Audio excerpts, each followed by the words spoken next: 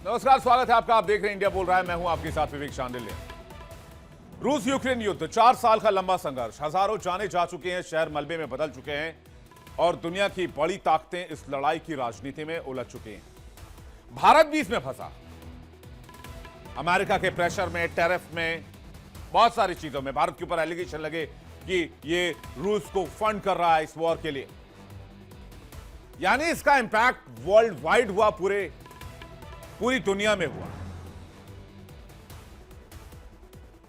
और अब मंच पर एंट्री हो चुकी है अमेरिका के राष्ट्रपति डोनाल्ड ट्रंप की। ट्रंप का नया शांति प्लान आ गया है। नाम शांति, लेकिन असर विवाद की आंधी, क्योंकि इस प्लान में यूक्रेन से बहुत बड़ी कुर्बानी की मांग की जा रही है। यूक्रेन उन इलाकों को छोड़ दे जहां रूस पहुंच चुका है और रूसी शर्तों को मान ले। बदले में अमेरिका यूक्रेन को सुरक्षा की गारंटी देगा। और यह भी इस प्रस्ताव में कहा गया है कि यूक्रेन कभी भी नेटो का सदस्य नहीं बन पाएगा। और यूक्रेन के सामने चुनौती है इस विंटर सीजन की। अगर यूक्रेन सौदा करता है, डील पर जाता है, जंग खत्म करता है, लेकिन कीमत क्या होगी? जेलेंस्की दोराहे पर खड़े हैं। सम्मान बचाएं या अमेरिका की मदद? लेकिन सामने एक और चुनौती है। अगर डील नहीं की, या तो रूस मारेगा या तो ठंड मारेगी। यानी यूक्रेन के पास इस विंटर सीजन को पार करने की कुव्वत नहीं बची। दुनिया की नजरें टिकी हैं यूक्रेन पर। फैसला यूक्रेन को करना है। दबाव डोनाल्ड ट्रंप ने यूक्रेन पर बढ़ा दिया है। तो क्या यह पीस डील हो जाएगी या यूक्रेन जंग की राह चुनेगा और अमेरिका से अलग हो जाएगा? रूस यूक्रेन युद्ध 4 साल पूरे होने को हैं। हजारों लोग मारे जा चुके हैं, लाखों लोग बेघर हैं। आज भी बमों की आवाज लोगों को टहला रही है, दुनिया को टहला रही है और दुनिया की सबसे बड़ी कूटनीतिक नाकामी की गवाही दे रही है। लेकिन इस बीच एक नई चाल जो है अमेरिकी राष्ट्रपति डोनाल्ड ट्रंप का शांति प्रस्ताव। नाम है पीस प्लान, लेकिन सवाल ये, क्या ये सच में शांति लाएगा या ये यूक्रेन को झुकाने की स्क्रिप्ट है और डोनाल्ड ट्रंप को आगे बढ़ाने की? क्योंकि वो पीस चाहते हैं, लेकिन शर्त क्या है? क्या है ट्रंप का प्लान? ट्रंप के प्लान में रूस को मिल रहा है सबसे बड़ा फायदा। वो जमीन जिसकी लड़ाई में यूक्रेन इतना खून बहा चुका है, यूक्रेन तबाह हो चुका है। ज़ैपोरिज़िया न्यूक्लियर संयंत्र पर 50-50 का अधिकार होगा। रूस को वापस G8 में जगह मिलेगी। रूस पर लगे सैंक्शंस हटेंगे। बीते 30 साल के विवाद खत्म माने जाएंगे। यूक्रेन को क्या मिलेगा? यूक्रेन के सामने शर्त यह होगी, सेना घटानी होगी, 6 लाख से ज्यादा सैनिक नहीं होंगे, 100 दिन के अंदर चुनाव कराने होंगे। लेकिन अमेरिका इस बीच सुरक्षा की गारंटी देगा, वो भी शर्तों के साथ। और री इंफ्रास्ट्रक्चर के लिए, रीबिल्डिंग प्रोसेस के लिए $200 बिलियन की मदद दी। यानी मदद, लेकिन अमेरिकी शर्तों पर। तो क्या यह शांति है या फिर जीत का इनाम रूस को मिला है और कुर्बानी देनी होगी यूक्रेन को? मसौदा कैसे तैयार हुआ है? यूरोप के देशों से बिना चर्चा किए यह ड्राफ्ट तैयार किया गया। ट्रंप के दूत स्टीव विटकॉफ ने किया है। और यही नहीं, सिर्फ अमेरिका में नहीं, रूस के साथ मिलकर इस पर चर्चा की गई। अक्टूबर में मायामी में विटकॉफ और रूस के फंड बॉस किरिल दिमित्रिएव 3 दिन तक एक साथ रहे और शांति की किताब क्रेमलिन की कलम से लिखी गई। जेलेंस्की पर प्रेशर है, समझौता करो या फिर जेल जाओ। यहां तक कि ट्रंप ने शेफर्ड की तरह हंटर नहीं बल्कि अल्टीमेटम की राजनीति खेली है। 27 नवंबर 2025 तक या तो समझौता, नहीं तो सत्ता से हटाकर जेलेंस्की को जेल भेज दिया जाएगा।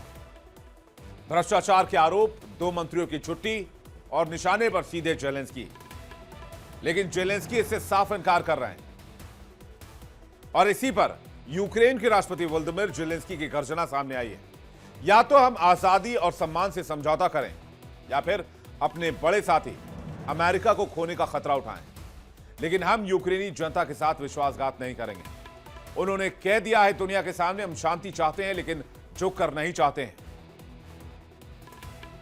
Українці, українки, у житті кожної нації є момент, коли всім треба поговорити. Чесно, спокійно, без домислів, чуток, пліток, без усього зайвого.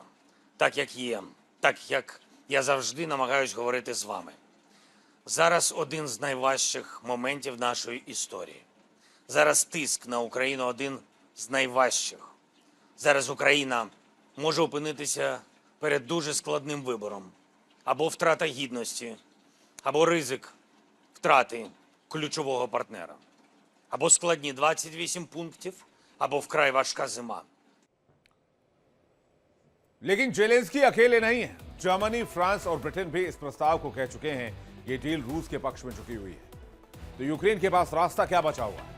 एक तरफ रूस का बढ़ता दबदबा, दूसरी तरफ ट्रंप का बढ़ता दबाव, शर्तों वाला समझौता और बीच में खून से रंगी सरहदें और यूक्रेन की जद्दोजहद। जेलेंस्की के सामने दो विकल्प हैं, सम्मान की रक्षा या समर्थन की राजनीति। क्या वो रूस से लोहा लेते रहेंगे, वो भी अमेरिका के समर्थन के बगैर? क्या यह मुमकिन हो पाएगा नेटो की मदद से? मुश्किल लगता है। या फिर ट्रंप पुतिन के पीछे शांति के बिसात का मोहरा बनकर जेलेंस्की रह जाएंगे और इस डील पर साइन कर जाएंगे। यह शांति का प्लान है या एक राष्ट्र की संप्रभुता पर सौदेबाजी है? या यूक्रेन को बचाने की कवायद है? या यूक्रेन को विभाजित करने की रणनीति? या सबसे बड़ा सवाल, डोनाल्ड ट्रंप को नोबेल पीस प्राइज के करीब पहुंचाने की रणनीति?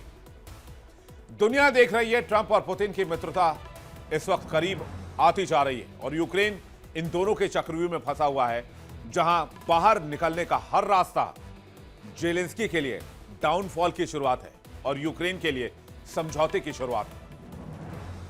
बातचीत करने के लिए मेहमानों का एक बड़ा पैनल इस वक्त हमारे साथ जुड़ रहा है।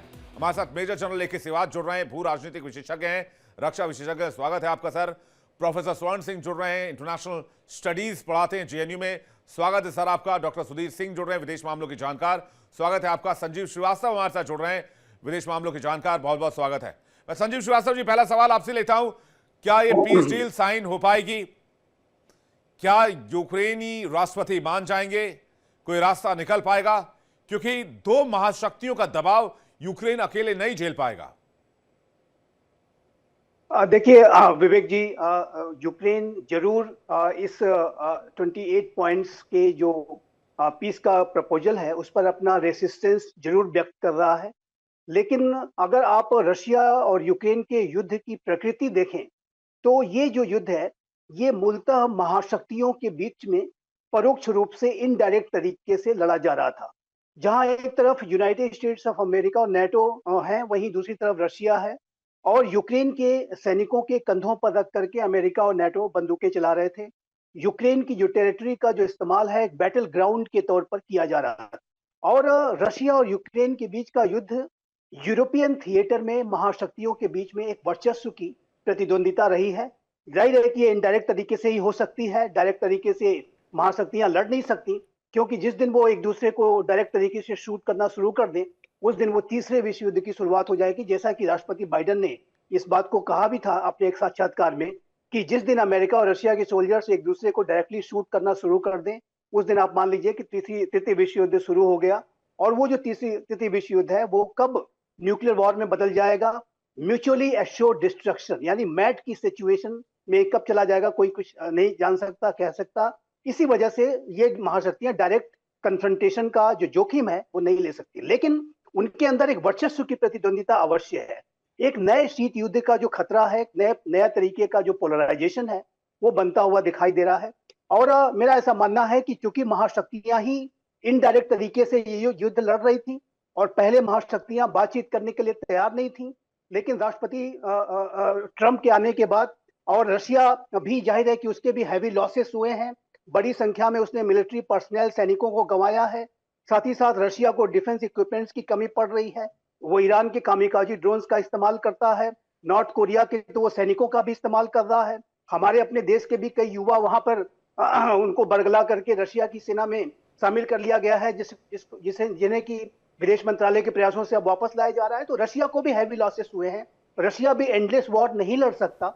और यूनाइटेड स्टेट्स ऑफ अमेरिका के राष्ट्रपति जाहिर है कि बहुत ट्रांजैक्शनल है और वो ये भी कहते हैं कि वो ब्लड शेड नहीं देखना चाहते। वो चाहते हैं कि वो अपने आप को शांति के एक दूत के रूप में भी, और जैसा कि आपने जिक्र किया कि नोबेल शांति पुरस्कार की महत्वाकांक्षा अवश्य है, और लेकिन और उसका भी एक कारण है, लेकिन वो अपने आप को इस तरीके के एक राष्ट्रपति के तौर पर प्रोजेक्ट करते हैं कि जिसमें कि वो एक शांति के लिए प्रयास करें, कॉन्फ्लिक्ट्स को समाप्त कराए, चाहे वो गाजा का पीस प्लान हो, चाहे वो अब रशिया यूक्रेन का पीस प्लान हो। ये डोनाल्ड ट्रंप लगातार इसको सपोर्ट देते हैं। तो चूंकि महाशक्तियां पहले बात नहीं करना चाहती थी और अब महाशक्तियां बात करना चाह रही हैं और युद्ध को समाप्त कराना चाह रही हैं, इसलिए यूक्रेन के पास ज्यादा बड़े ऑप्शंस है नहीं।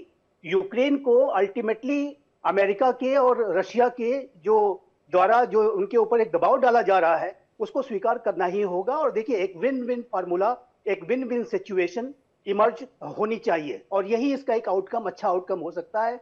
ये जो निगोशिएशंस हैं, ये मेरा मानना है कि अभी एक थोड़ा अर्ली स्टेज में है, और ये बात आगे जरूर बढ़ेगी, जो कि अलास्का की समिट का एक कंस्ट्रक्टिव डेवलपमेंट हुआ था, और उसके बाद अब ये 28 पॉइंट का पीस प्रपोजल आया है जिसको कि यूक्रेन अभी रेसिस्ट कर रहा है। लेकिन मेरा ऐसा मानना है कि ये जो बातचीत होगी उसमें यूक्रेन को अमेरिका कन्विंस करने की कोशिश करेगा। और देखिए, एक बात मैं और इसमें कहना चाहता हूं कि जो यूरोपीय राष्ट्र हैं उनके कंसर्न्स को भी इस पीस प्लान में एड्रेस करना होगा।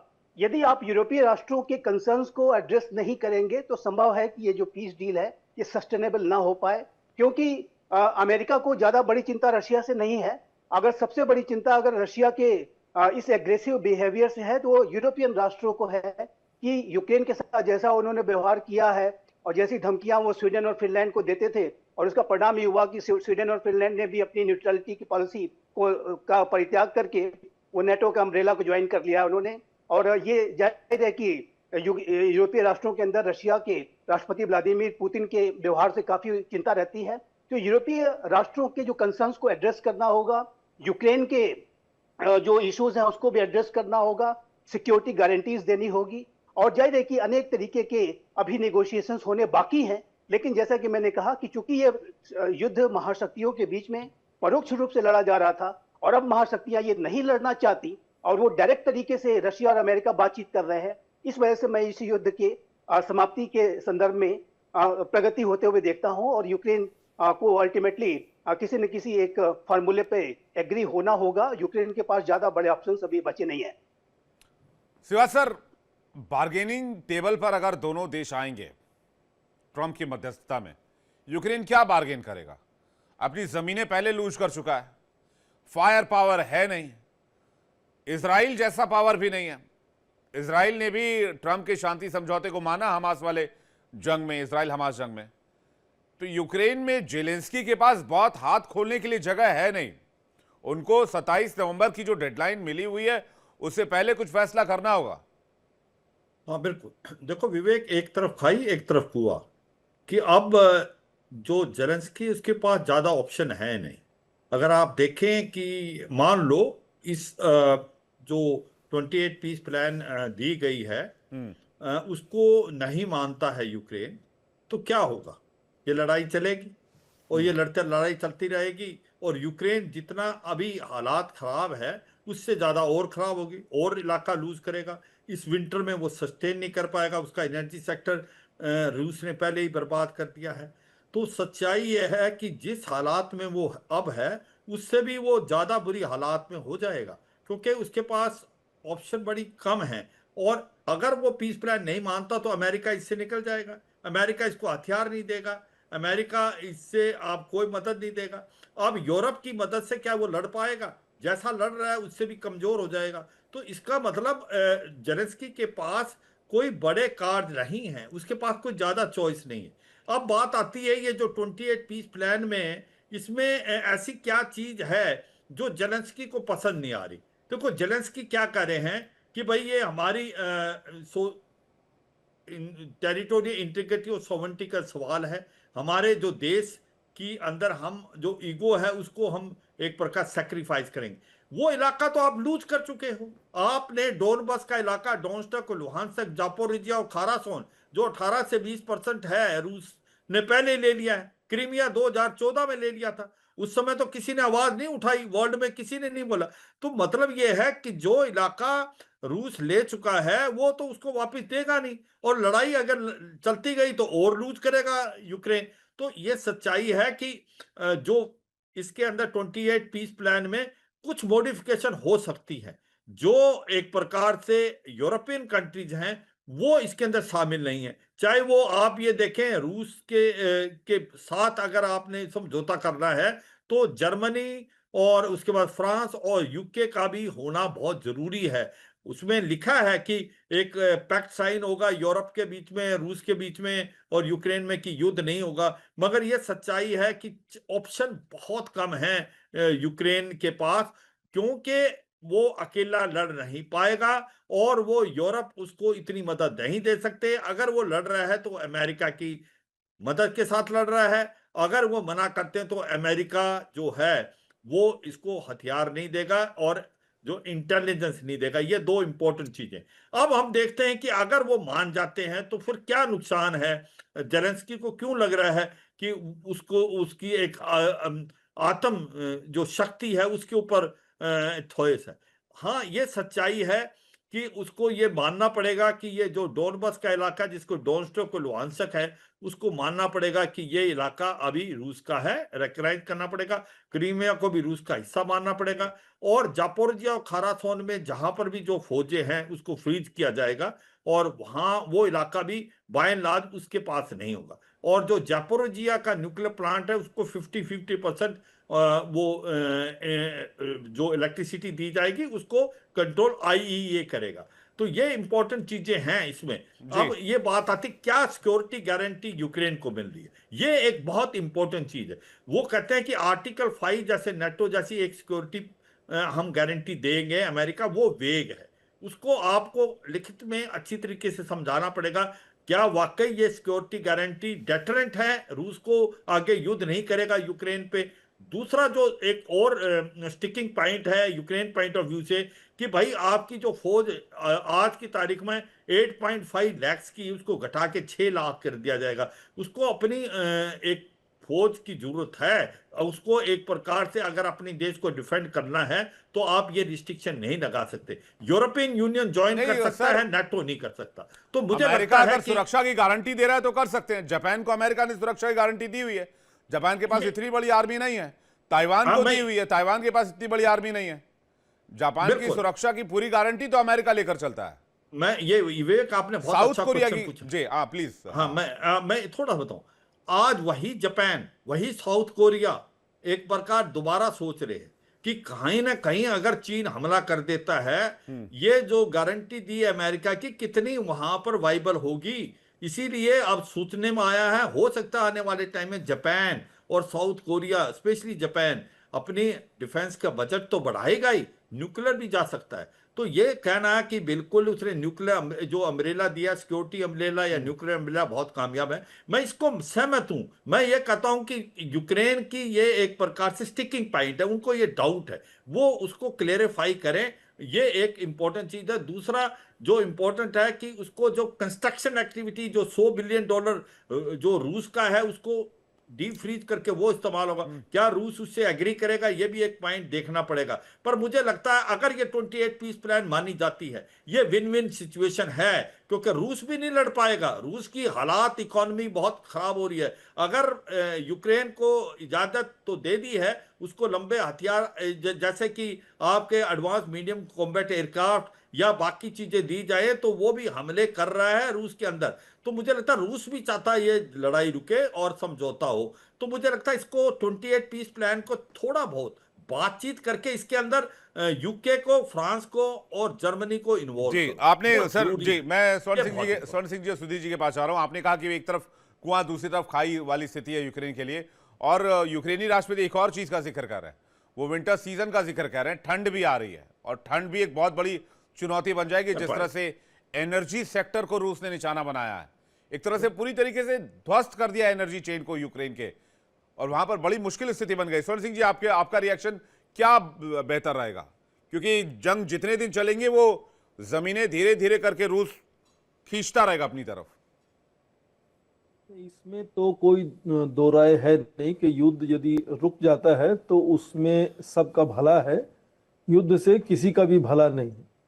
और युद्ध किस तरह से रोका जाता है, वो प्रश्न आज हमारे सामने है कि यदि इस तरह का जो अभी मसौदा सामने आया है, मैं तो उसको ड्राफ्ट भी नहीं मानता हूं, वो मोटे तौर पे 28 बिंदुओं को लेकर एक मसौदा है जो पहले मीडिया में लीक हो गया या किया गया।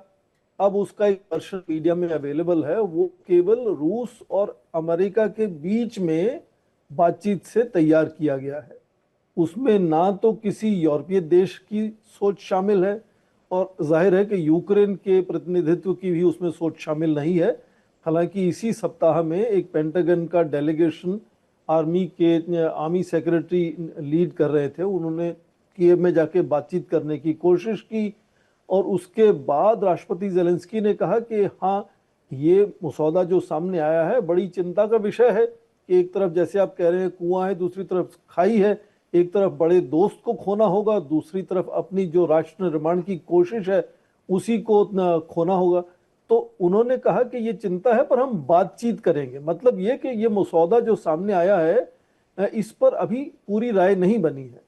उसमें सबसे बड़ा खतरा जाहिर है कि किस तरह का मसौदा तैयार हुआ है यूक्रेन को होता है, जिसको कहा गया कि उसकी करीब करीब 20% से ज्यादा जो भूमि है वो रूस को मिल जाएगी। क्राइमिया को भूल जाओ, रूसी भाषा को अपनी औपचारिकता दो, उसको सेकंड ऑफिशियल लैंग्वेज बनाओ, रशियन ऑर्थोडॉक्स चर्च को ऑफिशियल स्टेटस दो, बहुत सी चीजें इस तरह से शामिल है। हालांकि सेना को कम करने की चिंता मुझे नहीं है, क्योंकि वो जब भी किसी देश का करीब करीब 4 साल तक युद्ध चलता है तो अचानक डिफेंस बजट और सेना बहुत तेजी से बहुत बड़ी संख्या में बढ़ जाती है, और युद्ध के समाप्त होने के बाद चाहे कोई भी युद्ध देख लें लंबा जो चला हो, सेना घटाई जाती है, वो घटाई जाएगी, वो ठीक है।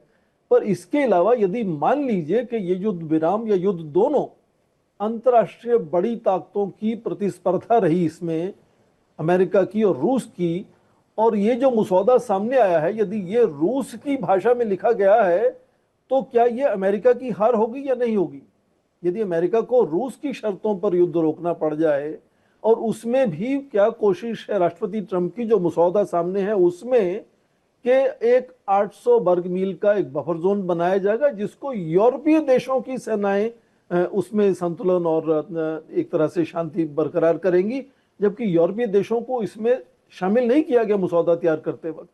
और कोशिश ये है कि अमेरिका अपनी सेनाओं को वहां से कम करेगा और बाहर लाएगा, और रूस को धीरे धीरे यूरोपियन सुरक्षा का जो आर्किटेक्चर है उसमें, हालांकि वो दुश्मन देश माना जाएगा, पर उसको G8 में शामिल करके बातचीत से उस सुरक्षा का प्रबंधन करने की कोशिश है कि धीरे धीरे यूरोप के देश रूस को एक बातचीत करने वाले जो तरीके में है उसमें ढाल लें और वैसे अपनी सुरक्षा का अंदाजा करें। तो इसलिए मुझे लगता है अभी इस मसौदे पर बहुत बातचीत होना बाकी है। यूरोपीय देशों को अपनी चिंता होगी कि क्या अमेरिका वहां से सुरक्षा की जिम्मेदारी से हट जाएगा, तो क्या यूरोपीय देश तैयार है आज रूस के सामने खड़े होने को। यूक्रेन को भी चिंता है, वो भी उसमें शामिल होंगे, बातचीत होगी अभी और। पर मुझे लगता है ये मुद्दा, हालांकि केंद्र बिंदु यूक्रेन है, उसको नुकसान सबसे ज्यादा है, पर उससे हटकर ये नहीं, लेकिन फिर अमेरिका की क्या मजबूरी है? युद्ध और युद्ध विराम दोनों जो है वो अमेरिका और रूस की प्रतिस्पर्धा का एक तरह से निशाना बनते हुए नजर आते हैं। नहीं, वही बात है कि अमेरिका की क्या मजबूरी है। सवाल इस बात को लेकर है कि अमेरिका इस डील को क्यों साइन करवाना चाहता है। आप मुझे पूछ रहे हैं तो अमेरिका की जरूरत जो मुझे लगती है वो ये कि राष्ट्रपति ट्रंप को पिछले 9 महीने में आप देखें कि कोई भी बड़ी सफलता नहीं मिली है, चाहे वो इमिग्रेशन के इशू पर हो या फिर टैरिफ हाइक्स का इशू लेकर हो, चीन से प्रतिस्पर्धा की बात पर हो और रूस से प्रतिस्पर्धा की बात हो, भारत को जबरदस्ती अपनी बात मनवाने की बात हो, कहीं भी उनको सफलता नहीं मिली। इसलिए वो चाह रहे हैं कि कम से कम एक ऐसा बड़ा युद्ध है जो वो ये साबित कर दें कि उन्होंने ही आगे बढ़कर उसको रुकवाया है। अदरवाइज जितने भी वो 8 युद्ध रुकवाने की बात करते हैं उनमें कोई भी देश मानता नहीं कि उनका योगदान बहुत बड़ा या उनका बहुत मौलिक योगदान उसमें रहा है।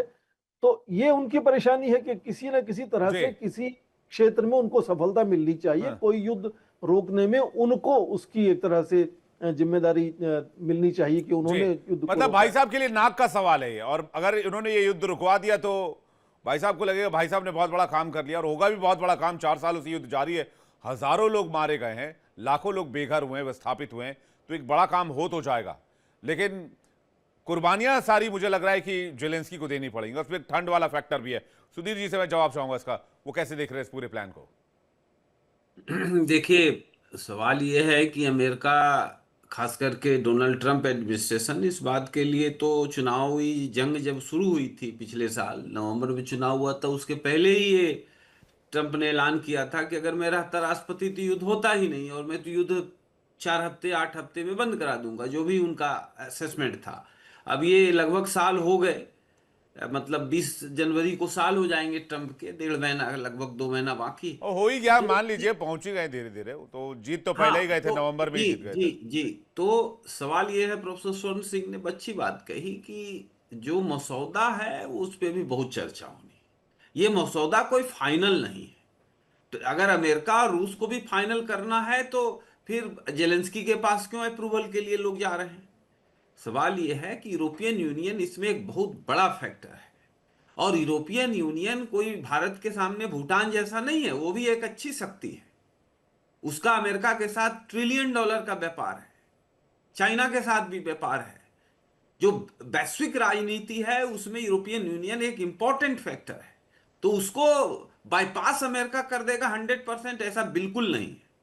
वो समझाने बुझाने की प्रक्रिया चलेगी। जो आया है प्रस्ताव उसमें काफी कट पेस्ट होगा। और जहां तक यूक्रेन की बात है, यूक्रेन निश्चित तौर पर कमजोर है, लेकिन यूक्रेन मजबूर नहीं है।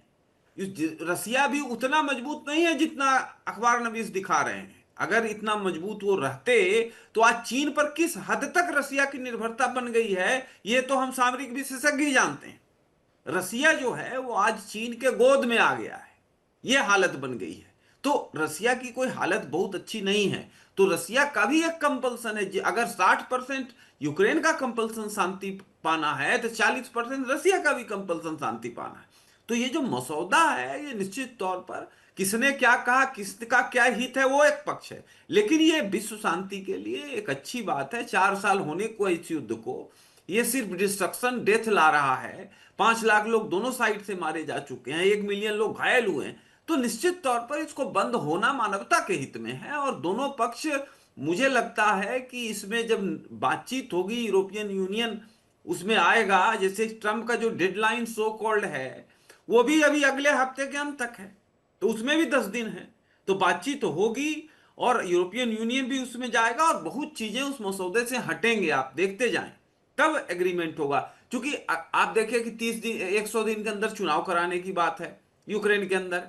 अगर वो सरेंडर कर देंगे जेलेंस्की, तो फिर वो चुनाव में किस मुंह से जाएंगे? बहुत सारे इश्यूज हैं। फिर देखिए, एक उन्माद, एक राष्ट्रवाद का ज्वर पूरे यूक्रेन में हो गया है। पत्रकार युद्ध लड़ रहे हैं, प्रोफेसर युद्ध लड़ रहे हैं जो कभी ट्रेनिंग बंदूक देखा भी नहीं, ऐसी स्थिति यूक्रेन में है। तो वो कोई भी नेता जो है, ये जेलेंस्की हो कोई हो, वो इस तरह से सुसाइडल विड्रॉल नहीं कर सकता है, इम्पॉसिबल है। युद्ध लंबा चल जाएगा, फिर ट्रंप की किरकिरी हो जाएगी, यूरोपियन यूनियन अकेला नहीं छोड़ेगा, यूक्रेन के साथ खड़ा रहेगा। तो ये सारी प्लस माइनस है, और मुझे लगता है कि कुछ ले दे करके होना है। रसिया को कुछ जमीन तो मिलनी ही है, जो क्रीमिया है वो तो उन्होंने 2014 में ही कब्जा कर लिया है, 11 साल से उनके कब्जे में। तो मुझे पॉजिटिवली दिख रहा है, और अनफोल्डिंग होगी चीजें आगे 1-2 दिन में, लेकिन मुझे चीजें पॉजिटिव दिख रही। नहीं, पॉजिटिव दिखना भी चाहिए और बी पॉजिटिव रहना भी चाहिए, क्योंकि जंग किसी भी समस्या का समाधान नहीं है। मैं सीधे रुख करूंगा संजीव श्रीवास्तव जी का। लेकिन डोनाल्ड ट्रंप भाई साहब के साथ दिक्कत ये है कि ना खाता ना भाई, जो ट्रंप साहब कहें वही सही। अब वो कह रहे हैं कि भाई आपको युद्ध बंद करना है तो फिर करना है। अब इजराइल भी हाथ पैर पटकता रह गया कि हम हमारी युद्धबंदियों को भी नहीं छोड़ा है, हमास का सफाया नहीं हुआ है, हमें अभी ऑपरेशन चलाना है। उन्होंने कहा नहीं, आपको बंद करना है, तो इजराइल को ऑपरेशन रोकने पड़े। हालांकि ये बात और है कि वो अभी भी अटैक कि कुछ कुछ इलाकों में इजराइल ने जारी रखे हुए हैं, लेकिन पर्टिकुलरली गाजा में कोई बड़ा ऑपरेशन नहीं कर रहा है। अब जेलेंस्की के सामने कितने ऑप्शंस हैं और रशिया के सामने कितने ऑप्शंस हैं, सवाल इस बात को लेकर है, क्योंकि डोनाल्ड ट्रंप ने 27 नवंबर तक की डेडलाइन तो पहले ही दी हुई है। संजीव जी। देखिए विवेक जी, यूनाइटेड स्टेट्स ऑफ अमेरिका के ट्रम्प प्रशासन की जो नीति है स्ट्रेटजिक अफेयर्स पे, उसमें वो स्पष्ट रूप से कहते हैं कि हम शांति की तो बात करते हैं, बट वो जो है स्ट्रेंथ के माध्यम से होनी चाहिए, पीस थ्रू स्ट्रेंथ की नीति पर ट्रम्प प्रशासन चलता है। और वो जहां कहीं भी वो निगोशिएशंस करेंगे उसमें वो इस बात को इंश्योर करेंगे कि अमेरिका को नीचा नहीं झुकना पड़े।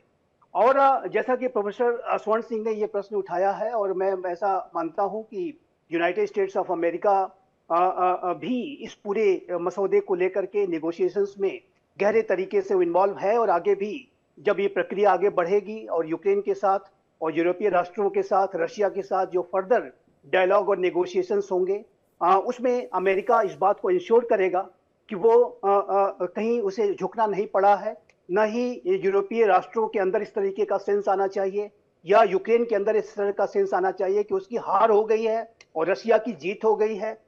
इस तरीके का अगर सेंस किसी भी पक्ष के पास आता है तो ये पीस डील सस्टेनेबल नहीं होगी, ये बात मैं स्पष्ट रूप से कहना चाहता हूं। नहीं, नेटो की भूमिका बहुत सीरियस है संजीव सर। नेटो को साथ नहीं लिया, नेटो को पहले भी कई बार क्वेश्चन कर चुके हैं। डोनाल्ड ट्रंप कहते हैं फंड नहीं देंगे, हमारा मैक्सिमम फंड जो नेटो की तरफ से हम ही देते हैं, हम क्यों नेटो को फंड करते रहें।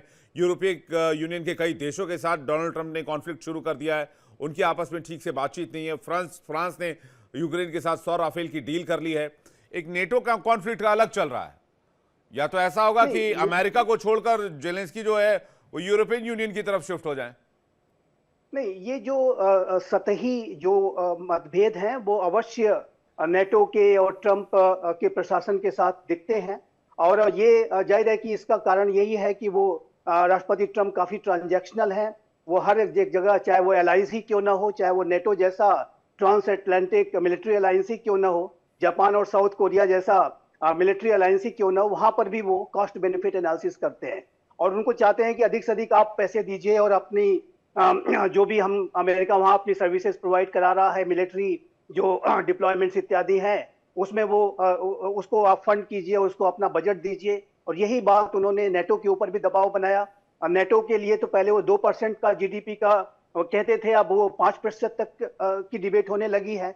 लेकिन जहां तक नेटो के भविष्य का प्रश्न है, ये बहुत ही रोबस्ट और बहुत ही strong trans Atlantic military alliance है, जो कि अमेरिका उसे इग्नोर नहीं कर सकता, राष्ट्रपति ट्रंप भी उसे इग्नोर नहीं कर सकते। और यूनाइटेड स्टेट्स ऑफ अमेरिका को यदि अपनी ग्लोबल हेजेमोनी को मेंटेन रखना है, और जो कि सीवियरली उसको चैलेंजेस मिलते जा रहे हैं, चाहे वो रशिया से चैलेंज मिल रहा हो, चाहे वो चाइना से चैलेंज मिल रहा हो, ऐसे में नेटो के पास कोई ऑप्शन ही नहीं है कि वो अपने आप को कमजोर करे। रादर नेटो के पास सिर्फ एक ऑप्शन है कि वो अपने आप को मजबूत करे, और जो कि उसने किया है। स्वीडन और फिनलैंड अब नेटो के अम्ब्रेला में ज्वाइन कर चुके हैं और उनके सदस्यों की संख्या 32 हो गई है। और उसी तरीके से नेटो भी बड़े मिलिट्री ड्रिल्स कंडक्ट करता है, क्योंकि रशिया का जो एग्रेसिव बिहेवियर है, वो जाहिर है कि जो यूक्रेन के ऊपर जो रशिया ने हमला किया, वो नेटो के एक्सपेंशन के प्रेटेक्स्ट पे ही किया था, नेटो के एक्सपेंशन का आधार बनाते हुए ही किया था। और पूरे नेटो ने इसे रशिया के एग्रेशन को अपने लिए चैलेंज के तौर पर लिया। और देखिए, यूनाइटेड स्टेट्स ऑफ अमेरिका के बारे में एक बात और स्पष्ट है, यदि वो नेटो को प्रोटेक्ट नहीं करेंगे तो उनके जो अन्य जो ट्रीटी एलाइज हैं, जापान, साउथ कोरिया, फिलीपींस और विश्व भर में फैले हुए जहां कहीं भी वो अब इस तरीके के कमिटमेंट्स करता है, उनके अंदर भी इस तरीके के संशय पैदा हो सकते हैं कि आपने नेटो को छोड़ दिया तो फिर हमारा क्या होगा, भविष्य में हमें आप कितना प्रोटेक्ट करेंगे। तो अमेरिका की जो पूरी ग्लोबल हेजेमोनी है, उसकी क्रेडिबिलिटी पर बहुत बड़ा प्रश्न चिन्ह लग जाएगा। इसलिए अमेरिका के राष्ट्रपति डोनाल्ड ट्रंप सतही स्तर पर जो भी कुछ कहें, नेटो की भले अपने बयानों के माध्यम से आलोचना कर बैठे, लेकिन वो जानते हैं कि वो नेटो को इग्नोर करके नहीं चल सकते, और अमेरिका अपने आप की जो पोजीशनिंग है उसको कहीं कमजोर नहीं दिखाएगा। ये बात मैं स्पष्ट रूप से देखता हूं। और वो पीस थ्रू स्ट्रेंथ की बातें करते हैं। रशिया के राष्ट्रपति व्लादिमीर पुतिन से उनकी जो भी अभी बातचीत चल रही है, उसमें अमेरिका अपनी पोजीशन को रोबस्ट बना करके रखेगा। यहां तक कि अभी आप देखिए तो यूक्रेन को टमाहॉक क्रूज मिसाइल्स देने का जो एक संकेत है, वो जब डोनाल्ड ट्रंप ने दिया तो रशिया के अंदर खलबली मच गई कि इतनी लॉन्ग रेंज की बहुत ही खतरनाक ये जो लॉन्ग टमाहॉक क्रूज मिसाइल यदि यूक्रेन के पास आएगी तो फिर वो यूक्रेन कहीं भी टारगेट कर सकता है। उसको लेकर के रशिया ने तुरंत अमेरिका के साथ बातचीत करनी शुरू की। तो ये डोनाल्ड ट्रंप लगातार इस बात को भी दिखा रहे हैं कि हमारे पास ताकत भी है। यदि हम शांति की बात कर रहे हैं तो ये आप मत समझ लेना कि हम सिर्फ शांति की बात करते हैं, हमें ताकत का इस्तेमाल करना आता है और हम पीस थ्रू स्ट्रेंथ की बातें करते हैं। हमास को भी उन्होंने इसी तरह की चेतावनी दी थी, आपके जी, पास इतना टाइम है, बिल्कुल। यदि आपने शांति कर ली तो कर ली, नहीं तो उसके बाद आपको ऑब्लिटरेट कर देंगे, पूरी तरह से आपका सफाया कर देंगे, ये बात आप समझ लेना। तो इस तरीके की अप्रोच पे डोनाल्ड ट्रंप चलते हैं, बहुत ही शक्तिशाली नेता हैं, उसमें कोई दो राय नहीं है। ईरान के न्यूक्लियर ठिकानों पर जिस तरीके की बड़ी कार्रवाई डोनाल्ड ट्रंप ने की, आईएसआईएस को अपने पिछले कार्यकाल के दौरान धूल चटा दी, आईएसआईएस को जमींदोज कर दिया रखा, और मोसुल में जो अबू बकर अल बगदादी नामक जो आतंकी था उसकी जो सारी फिजिकल टेरिटरी समाप्त कर दी, और अबू बकर अल बगदादी को एक टनल में जाकर के छुपने पर मजबूर कर दिया, और वहां भी वो नहीं बच पाया। ऑपरेशन कायला के माध्यम से, एक स्पेशल ऑपरेशन के माध्यम से अबू बकर अल बगदादी को मार गिराया गया, उसी तरीके से जैसे कि ओसामा बिन लादेन को पाकिस्तान में मार गिराया गया था। तो ये जो डोनाल्ड ट्रंप और अमेरिका का देखिए पूरा एस्टेब्लिशमेंट बहुत ही स्ट्रांग है, बहुत ही रोबस्ट है, बहुत ही आगे की सोच करके चलते हैं। डोनाल्ड ट्रंप भले से सतही स्तर पर जो कुछ बातें कहें, लेकिन जो वहां का जो एस्टेब्लिशमेंट है अमेरिका का, वो कहीं से भी अपने आप को झुकने और कमजोर होने नहीं देगा, ये बात मैं स्पष्ट रूप से देखता हूं। मैं सिवाज सर के पास जा रहा हूं। सिवाज सर, ओवरऑल इस पूरे प्लान को अगर देखें तो, और सुधीर जी से रिक्वेस्ट करूंगा कि सुधीर जी फ्रेम में आए प्लीज। सिवाज सर, अगर इस पूरे प्लान को देखें तो पूरा प्लान आपको कैसा ऑब्जर्व करते हैं, कैसा नजर आता है? अब देखो विवेक, मुझे लगता है कि ये लड़ाई रोकने का एक अच्छा प्लान है। प्लान बढ़िया लग रहा है आपको? हाँ सुनो मेरी बात। मगर ये प्लान जो है ये रूस के पक्ष में ज्यादा है और यूक्रेन के पक्ष में कम है, और इसकी चाबी है नेटो कंट्री। अगर आप अमेरिका तो अगर मानता नहीं है 27 नवंबर के बाद, तो अमेरिका मदद देना बंद करेगा, इंटेलिजेंस और दूसरी चीजें।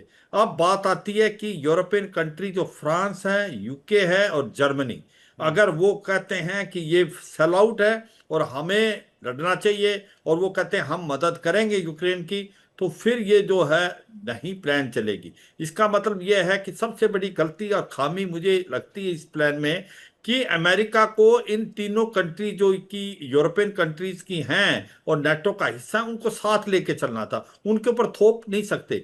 ये एक इसकी की है। अगर वो तीनों कंट्रीज कहती हैं हाँ भाई यूक्रेन को कि आपको मानना पड़ेगा क्योंकि अमेरिका आपको मदद नहीं दिया, क्या अगर वो तैयार होते हैं कि हम आपको मदद देते रहेंगे, क्या यूक्रेन उनकी मदद से, बिना अमेरिका की मदद से लड़ पाएगा?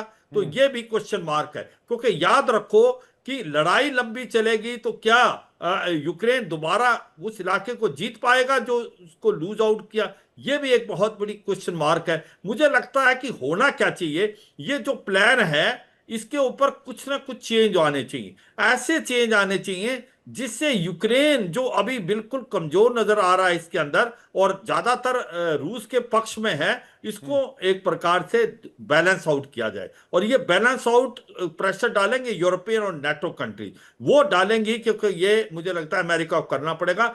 बाकी मुझे लगता है कि कोई भी पीस प्लान जो बनती है उसको वो फुल प्रूफ तो हो ही नहीं सकती, मगर इसमें रूस की तरफ झुकाव का मतलब क्या है?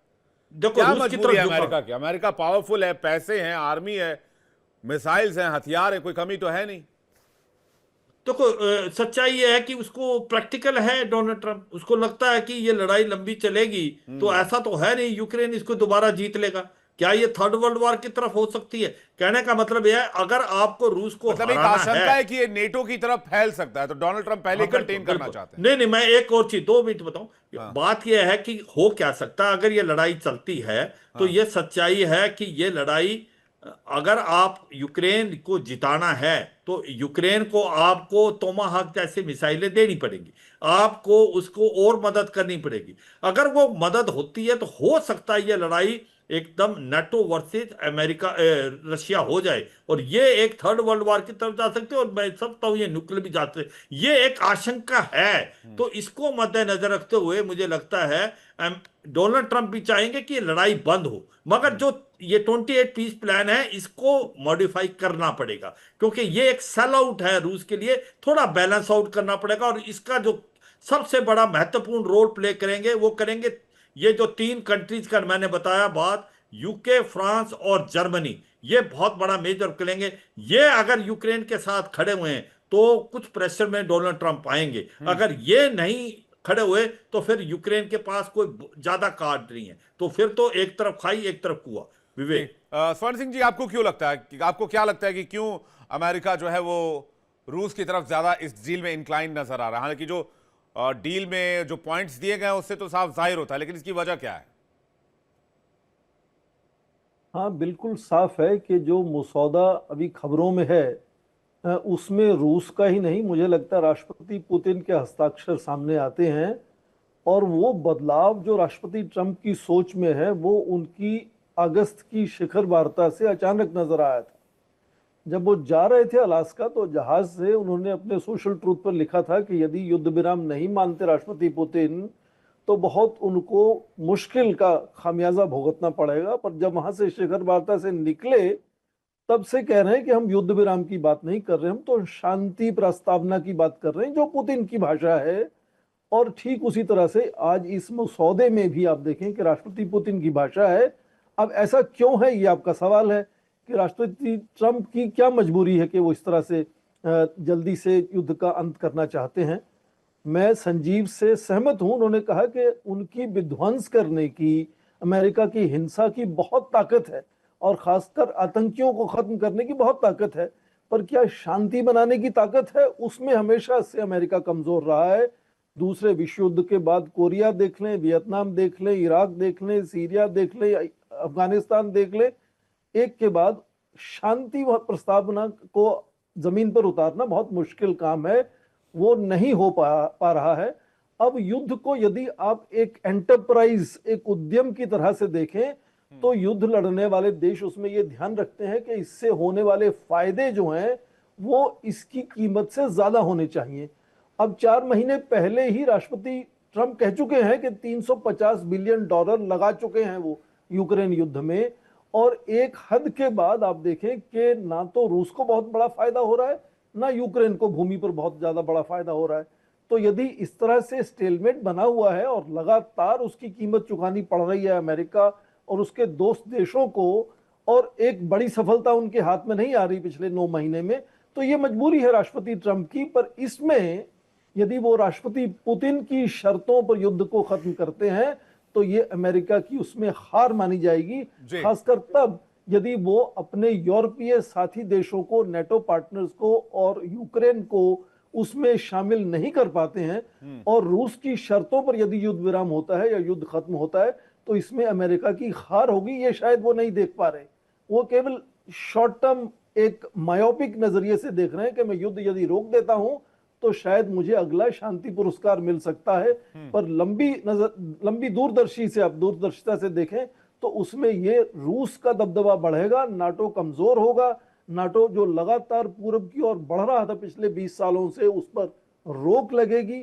और यूक्रेन को भी जो सिक्योरिटी गारंटी मिलेगी वो कैसी मिलेगी, पहले भी मिली थी 1994 में। आप देखें यूक्रेन दुनिया का तीसरा सबसे बड़ा परमाणु बम्बों का जखीरा था उसके पास।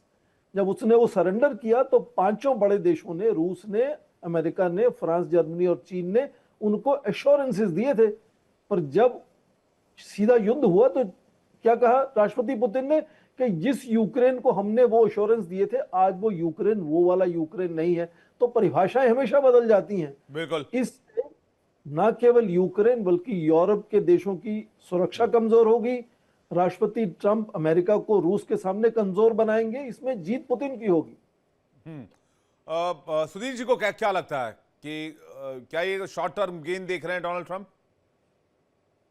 देखिए, डोनाल्ड ट्रंप 2-4 नहीं, बहुत सारी चीजें देख रहे हैं। डोनाल्ड ट्रंप का ये मानना है मूल तौर पर स्ट्रेटेजिकली कि वो चीन पर ज्यादा ध्यान दें।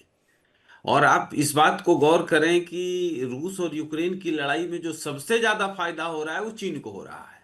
सस्ता तेल भी मिल रहा है, रूस कमजोर भी हो रहा है, लॉन्ग टर्म राइवलरी भी है। 1969 के मार्च महीने में यूसुरी रिवर पर चीन और रूस के बीच युद्ध हुआ था 8-9 दिन का। ऐसा नहीं है कि इनके बीच बहुत सारे दोस्ताने संबंध हैं। और वहां पर चीन की नजर अभी भी रूस की जमीन पे है। पुतिन साहब खुद 2012 में बोले हैं और व्लादिवोस्तोक में बड़ी कि मात्रा में अगर सुधीर जी वो ध्यान नहीं हथियार, दिए तो कब्जा हो जाएगा चीन का हाँ। साइबेरियन रीजन में, तो चीन- एक प्रॉब्लम है। चीन बड़ी मात्रा में हथियार एक्सपोर्ट भी कर रहा है रशिया को, हाँ, और वो कर जिरकोनियम रहा भी, है। जिरकोनियम जो क्रिटिकल मिनरल है वो भी दे रहा है।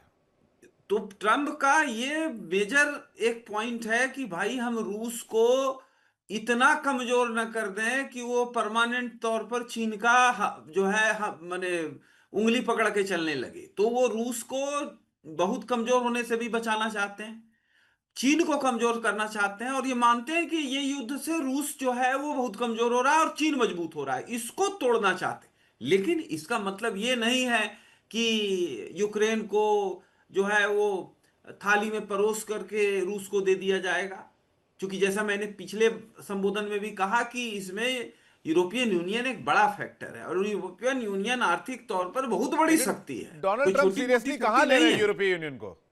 नहीं, वो देंगे, आप देखिए जब बात शुरू होगी यूरोपियन यूनियन के सारे नेता, पिछली बार भी देखिए सारे नेता एक साथ व्हाइट हाउस गए थे, सिर्फ फ्रांस के राष्ट्रपति ऑनलाइन जुड़े थे, सारे नेता व्हाइट हाउस में एक साथ बात कर रहे थे। उस तरह की मीटिंग फिर होगी, वो ट्रंप को करना पड़ेगा, जैसा कि संजीव ने भी सही कहा कि उनको कोऑर्डिनेट करके चलना पड़ेगा, क्योंकि नेटो को वो एलिनिएट नहीं कर सकते, ओवरऑल उनको सबको लेके चलना है, और अमेरिकन पावर को कहीं ना कहीं एक नाक बचाने लायक स्थिति में रखना है, जो न सिर्फ रहे बल्कि दिखे भी, साइकोलॉजिकल तौर पर भी। तो ये तमाम चीजें हैं, लेकिन अगर सही में ये मामला ले दे के हो गया तो वो हम सब के लिए, पूरी दुनिया के लिए, मानवता नहीं, के लेकिन लिए सर अगर इसके सकारात्मक 10% भी चांसेस होते तो आपको ये मसौदे में दिख जाता। मसौदे नहीं, में जब दिख देखिए, ही नहीं रहा। ऐसा है कि ये तो जब चर्चा होगी इस मसौदे को, आप विवेक जी फाइनल मसौदा नहीं मान लीजिए, इसमें बहुत सारी अभी चर्चाएं होंगी, कट पेस्ट होगा, और उसमें से कुछ निकलेगा। जब कभी भी बात होती है ना, हम एक सामने से कुछ करते हैं, एक छोटा सा लेन देन करते हैं, तो उसमें बहुत बार्गेनिंग होती है। भिंडी खरीदते हैं तो 40 रुपया, वो कहता है 30 तक लाने का हमारा प्रयास है, अब 35 में उसको बेचने का प्रयास है, तो बार्गेनिंग चलती है, और ये बार्गेनिंग यहाँ भी जम के होगी, कोई इसमें शक सुबह नहीं होनी चाहिए। मैं इसमें आशान्वित हूं कि एक सर्वसम्मत, सर्वसहमति वाला हमास कुछ हमास resolution इसराइल वाला पीस डील भी बगैर हमास से बातचीत की हुई डोनाल्ड ट्रंप ने न सिर्फ दिया बल्कि उसको इम्प्लीमेंट भी करा दिया और उसको लागू भी विवेक करवा जी- दिया। तो ये देखने वाली बात होगी। सुधीर जी देखेंगे कि आगे आगे देखिए होता है क्या वाले हिसाब किताब से। देखते हैं अभी आगे ट्रंप क्या करता है। आप मेहमानों का बहुत शुक्रिया हमारे साथ जुड़ने के लिए और अपना कीमती वक्त देने के लिए बहुत बहुत धन्यवाद। दर्शकों, अब बारी है आज के इंडिया डेली क्विज कॉन्टेस्ट की। आज का सवाल है, समाजवादी पार्टी के राष्ट्रीय अध्यक्ष का नाम क्या है? आपके ऑप्शंस हैं, ऑप्शन ए शिवपाल यादव और बी अखिलेश यादव। सही जवाब भेजिए 724077 724077 पर। लकी विजेता को मिलेगा शानदार इनाम।